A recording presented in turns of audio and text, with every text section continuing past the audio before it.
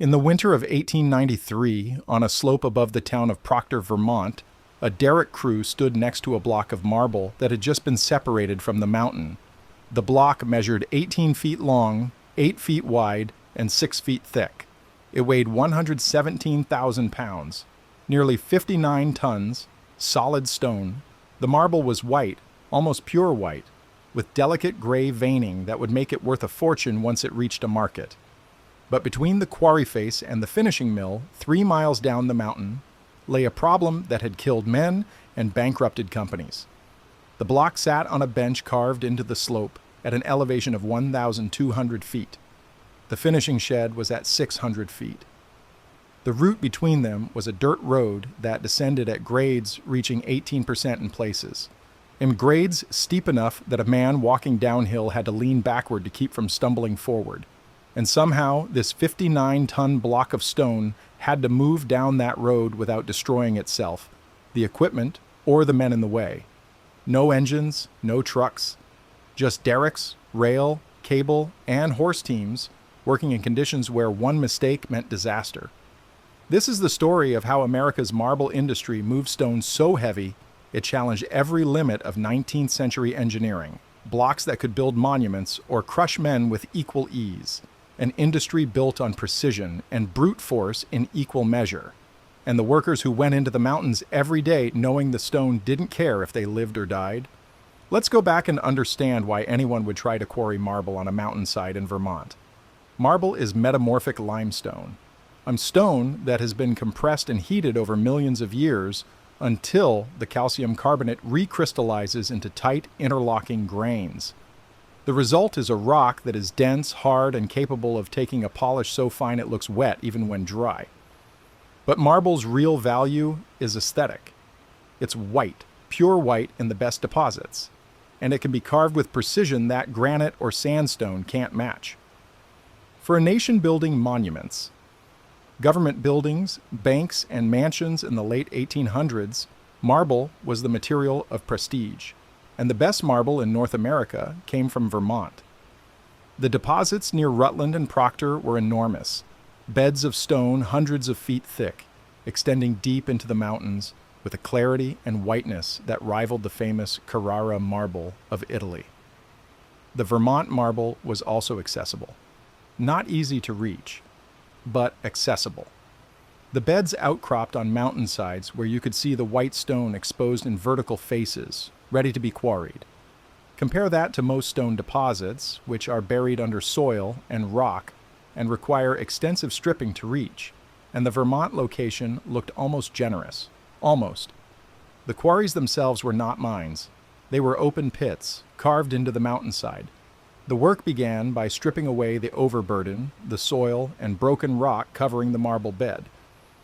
This was done with manual labor, crews with shovels, pickaxes, and wheelbarrows removing everything that wasn't usable stone. Once the marble was exposed, the real quarrying could begin. But you don't chip marble out of a mountain with a hammer. Marble is too hard and too valuable. Break it, and you've destroyed the product. The goal was to remove intact blocks, massive pieces of stone that could be cut and finished into slabs, tiles, or carved elements. To do that, quarrymen used a method that was older than the United States, but still brutally effective. Channeling. A channel was a narrow cut, maybe 3 or 4 inches wide, carved vertically into the marble face. The channel was cut by hand, using a tool called a gatter, or a channel bar, a steel bar with a chisel tip that was hammered into the stone over and over, slowly carving a groove. 2 men would work a channel, one holding the bar, the other swinging an 8-pound sledgehammer. Strike. Turn the bar a fraction. Strike again. Hour after hour. The noise was relentless, the ringing of steel on steel echoing off the stone walls of the quarry. A single channel, 10 feet deep and 20 feet long, could take a crew a week to carve, and you needed multiple channels to define a block, a vertical channel on each side, a horizontal channel along the bottom to undercut the block, sometimes channels on the back to separate the block from the bedrock, each one carved by hand.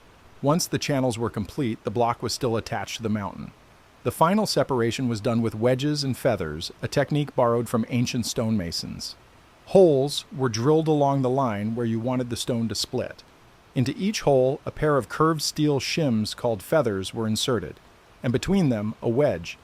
The wedges were driven in with sledgehammers, slowly, carefully, with even pressure across all the holes. As the wedges went deeper, the pressure inside the stone built up. You could hear it, a creaking sound. Then a crack, sharp and loud, and the block would split cleanly along the line of holes. If done correctly, the separation was perfect. A fracture surface so flat you could lay a straight edge across it. If done wrong, the block would shatter, spalling into useless fragments, and weeks of work were wasted. The block, now free on 3 sides and undercut on the bottom, still weighed 50 or 60 tons and was resting on the quarry floor. Moving it required a derrick. Quarry derricks were wooden structures, massive A-frame towers built from timbers 12 inches square. The derrick stood over the block, 30 or 40 feet tall, with a boom extending out over the stone. At the top of the boom was a pulley block, and through that block ran a steel cable. The cable was powered by a hoisting engine, either a steam-powered winch or, in smaller operations, just a horse-powered capstan. The cable ran down to the block where a crew would attach slings, heavy chains or cables looped under the stone. This part was delicate. If the sling wasn't positioned correctly, the block could shift during the lift and swing out of control. A 50-ton block swinging on a cable was a pendulum of death. It would crush anything it touched. When the slings were set, the hoist operator would begin to lift, slowly. The cable would tighten, the block would creak, and then, inch by inch, it would rise off the quarry floor. The derrick timbers would groan under the load. The boom would flex. Men would stand clear because if the cable snapped or the derrick collapsed, there was no surviving it. Once the block was airborne, it would be swung over to a stone boat, a massive wooden sled with iron-shod runners. Sitting on a set of rails or a prepared roadway, the block would be lowered onto the boat, the slings removed, and the block chained down. Now it was ready to move. But moving 50 tons down a mountain is not a matter of hitching a horse and walking away. The quarries were connected to the finishing mills and the rail yards by a combination of inclined railways, wagon roads, and temporary tramways. The inclined railways were engineering marvels and death traps in equal measure. An incline was a set of rails running straight down the slope, sometimes at grades exceeding 20%. A car, basically a reinforced flat car with a cradle to hold a marble block, would be loaded at the top. The car was connected by cable to a stationary engine at the top or bottom of the incline. As a loaded car descended, it would pull an empty car back up on a parallel track. The system was balanced using gravity and weight to do most of the work. The engine just controlled the speed. But control was the problem. A loaded car with a 60-ton block on a 20% grade wanted to accelerate. The cable, under enormous tension, was always on the edge of failure. The brakes on the car were simple friction systems, blocks of wood pressed against the wheels. If the brake failed, if the cable snapped, the car would accelerate down the incline, jump the tracks, and cartwheel down the mountain, shedding the marble block like a missile. It happened. In 1887, a cable failure on the incline at the Sutherland Falls Quarry sent a loaded car down the slope at uncontrolled speed. The car derailed halfway down, and the marble block, weighing 52 tons, tumbled off the track and rolled 400 feet down the mountain before smashing into a stand of trees. The impact shattered the block and splintered a dozen trees. 2 workers on the incline were killed trying to stop the runaway. The company rebuilt the incline and resumed operations within a month. For quarries without inclines, or for moving stone over more complex terrain, the blocks were transported on stone boats pulled by horse teams. And not small teams. A 50-ton load on a sled with wooden runners required a pull force that no normal team could provide. The teams assembled for marble hauling in Vermont were among the largest working animal teams in American industry. 20 horses, 30 horses. In some documented cases, teams of 40 horses were hitched together to move a single block.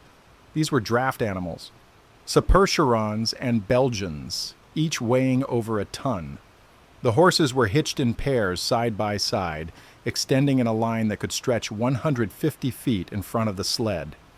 The teamster controlling this operation worked from alongside the team or from the sled itself, using voice commands and a long whip to signal which pairs needed to pull and which needed to ease off. The lead pair, the horses at the very front, were the most critical. They set the direction. On the narrow mountain roads, a wrong turn could put the entire team over the edge. The teamster had to trust the leaders completely, and training a good lead pair took years. The rest of the team just had to pull in unison, leaning into the harnesses, hooves churning the dirt. On flat ground, the team could move the sled at a walking pace, maybe 2 miles per hour. On an incline, just the pace dropped to a crawl, and on steep descents, the challenge reversed. The sled would want to slide forward, pushing the team. The horses couldn't hold it back, so the sled was equipped with drag brakes, heavy iron shoes that could be dropped under the runners to increase friction. On very steep sections, the crew would also use snub lines, cables anchored to trees, slowly released as the sled descended, acting as a controlled brake. One miscalculation and the sled would accelerate. The horses, unable to get out of the way, would be overrun and crushed. The sled would careen off the road, the block would tumble, and men would die. The toll was constant. In the winter of 1891, a team hauling a 48-ton block down the road from the West Rutland quarry lost control on an icy descent. The sled accelerated, and the drag brakes couldn't grip the ice, and the horses panicked.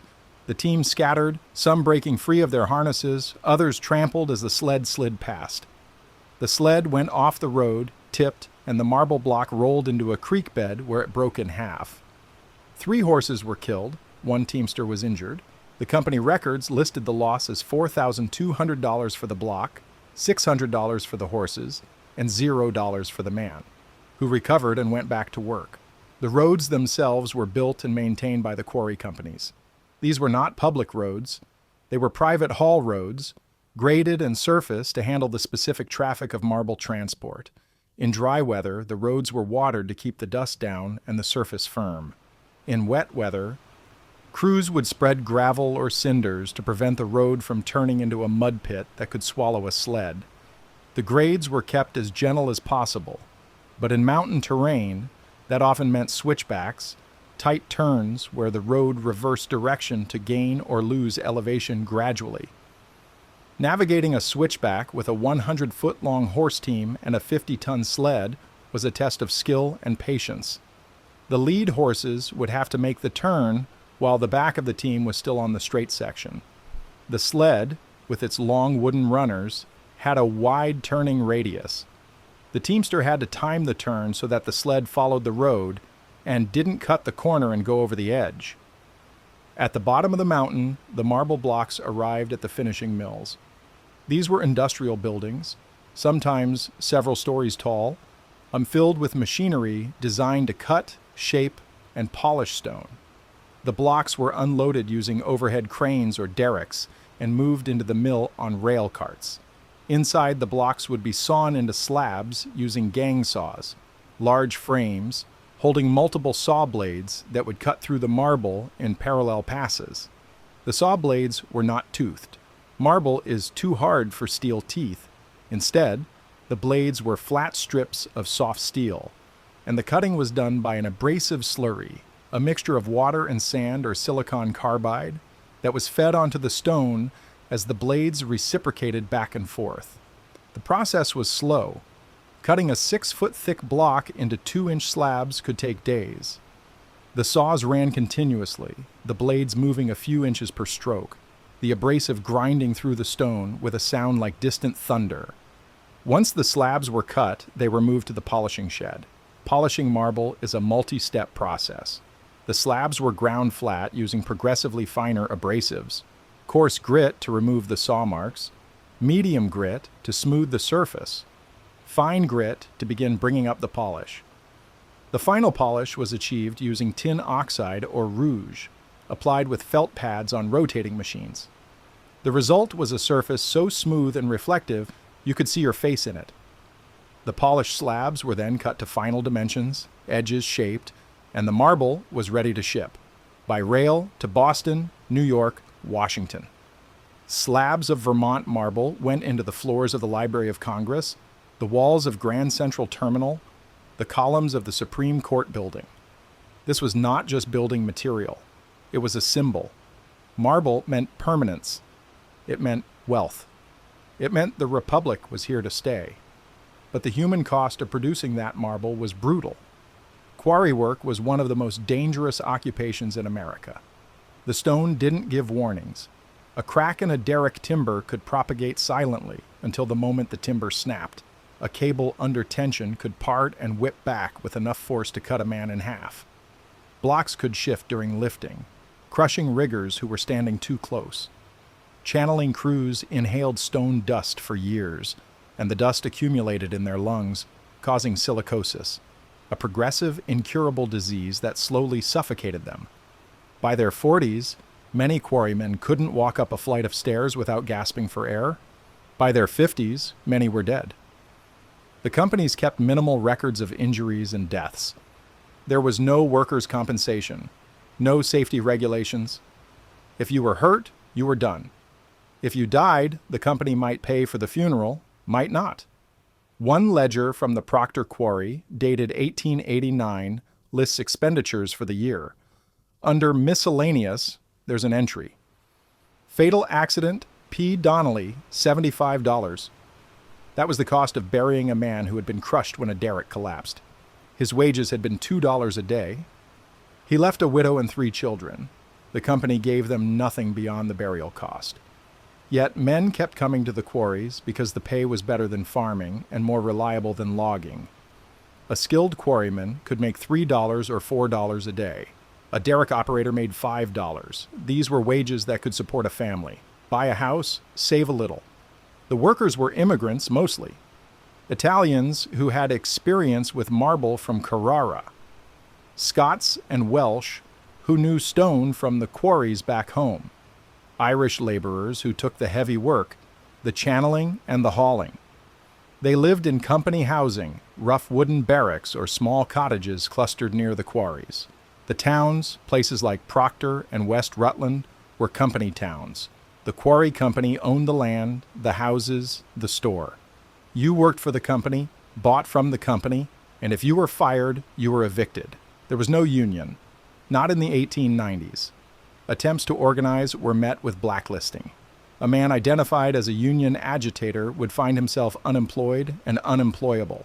His name would be circulated to other quarries, and no one would hire him. The scale of the Vermont marble industry at its peak was staggering. In the 1890s, the quarries around Rutland were producing over 100,000 tons of finished marble per year.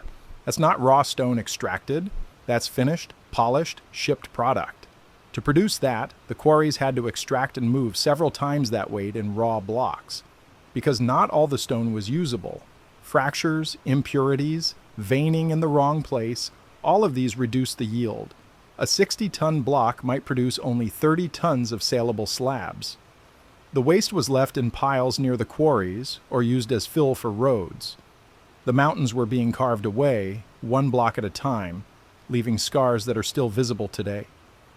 By the early 1900s, technology was beginning to change the industry. Wire saws, loops of steel cable embedded with abrasive could cut channels faster than hand drilling. Steam-powered derricks replaced horse-powered capstans. Compressed air drills made hole drilling for wedge and feather work faster and less labor-intensive. But the basic method, cutting large blocks and moving them down the mountain, remained the same. The blocks were still massive. The risks were still high.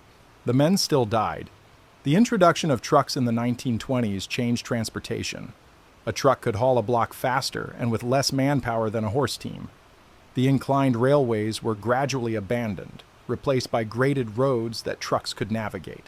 The finishing mills mechanized, installing electric-powered saws and polishers that increased output and reduced the need for skilled labor.